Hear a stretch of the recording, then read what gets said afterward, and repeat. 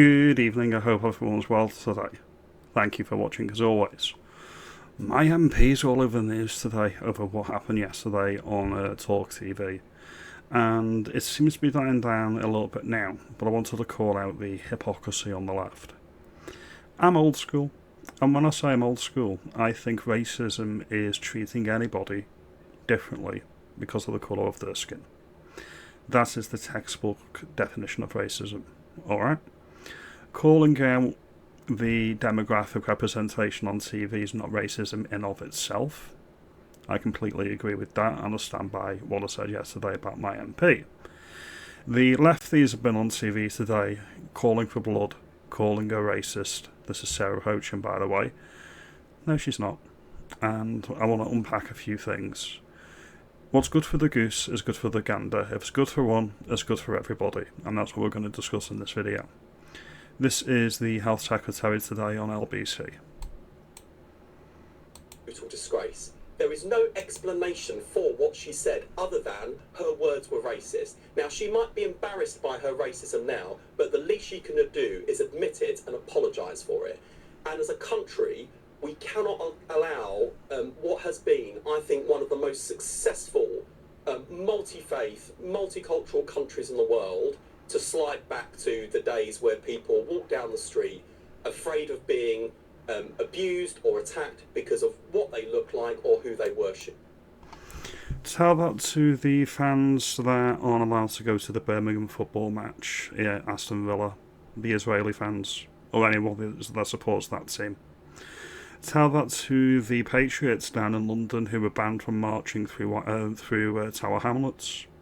Tell that to anybody that's been accosted by a person of colour in the United Kingdom, alright? If it's good for one, it's good for everybody, alright? You can't just protect your client groups. He's really scared West Streeting because he's going to lose his seat at the next election to a Islamist independent. He knows this, and he's playing gesture politics because that's all he's got. That is not who we are. That is not the kind of country we are, and we're not going back there. But we will only be able to confront and defeat this racism if we're prepared to call it out, and if the vast majority of decent people are prepared to face it down and not be bystanders. She should be utterly ashamed of herself, and the deafening silence from her own party leadership show that Reform UK cannot be trusted to govern this country because they think our country's flag belongs to only some of us rather than all of us. So that's that one. That's West Streeting. He conveniently forgets that the Labour leader in Scotland put out this, and he didn't do it on a TV segment like Sarah Pochin. He did it in the Mickey Mouse Assembly they've got in Edinburgh. So I'm going to play this clip now. Every executive of every council and every government department, white. Every director of a department in Scotland, white. Every principal of a college or university in Scotland, white. Every head teacher in Scotland, white. Every chair of a public sector body in Scotland, white. Every High Court judge in Scotland, white. Every prison governor in Scotland, white. Every editor of a news organisation in Scotland, white. Why? Okay, now this person's name is Anas Sarwar, alright? His father has actually been seen at protests around this United Kingdom demanding blasphemy laws for anybody that disrespects the Quran. This is what the leftists are protecting, and this is what I'm calling out here. There's strong suggestions from survivors of the grooming gangs that there was a racial element to it, that people were targeted because of the colour of their skin or because they were non-believers, they were non-Muslims. When you see things like this, it adds weight to that. It adds weight to that theory in my view. Now, you'll find that he's got a major problem with white people. If we're calling out racism, we need to call out racism wherever we see it. If Sarah's racist for saying that there's no representation of ethnic minorities on TV, then he's racist as well. It's both or neither. Now, we have this is, he's complaining about Scotland being a white country. It's about 93 to 95% white. That's why many people in Scotland are in positions of power happen to be white. It's a white country. And then we look at this one here from West Streeting. He didn't call out the racism from Anas Sarwar because, according to him, when he did it, it's a powerful point about the lack of representative leadership in Scotland. Alright? But when the white person does it, you're racist. When you're calling out a disproportionate representation of ethnic minority people on TV, that's racism. As I say, make it make sense. It doesn't make sense. And let's not forget the oldie goodie, Humza Hapless Yousaf, former First Minister of Scotland. Same sentiments as the Scottish Labour leader, but slightly more hate-filled.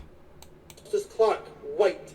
Every High Court judge, white. The Lord Advocate, white. The Solicitor General, white. The Chief Constable, white. Every Deputy Chief Constable, white. Every Assistant Chief Constable, white.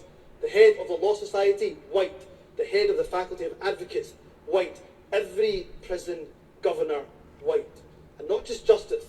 The Chief Medical Officer, white. The Chief Nursing Officer, white. The Chief Veterinary Officer, white. The Chief Social Work Advisor, white. Almost every trade union in this country headed by people who are white. In the Scottish Government, every Director General is white. Can you imagine going to Pakistan, going into their parliament, making a statement like that and saying, why are you all white? Sorry, why are you all brown? Why are there no white people in positions of power in this country? Can you imagine saying that? Would you be allowed to say that in their parliament? Would you be arrested? Would you be thrown out of the country? Would you be put to, a more severe punishment and unaliving, shall we say? And then we get on to the other one that I wanted to bring up here. This is an oldie but goodie from 2015. David Lammy says 60% of question time panels are all white. The MP complains to the BBC that the programme doesn't reflect modern Britain. It does. And it shows lack of ethnic diversity in the last 5 years. That's because if you look at the stats, England and Wales is about 80% white. So yeah, it's actually, if it's only 60% of panels are white, then it's an overrepresentation of the ethnic minority element in the United Kingdom. We need to call out racism whenever we see it. As I say, if it's good for the goose, it's good for the gander. I think we're all guilty of racism, or none of us are guilty, and people are just making mountains out of molehills. Then finally we move on to this. Reform UK are actually second place in Scotland now. They're going to be replacing Labour in Scotland to challenge the SNP directly, and I'm really excited for this.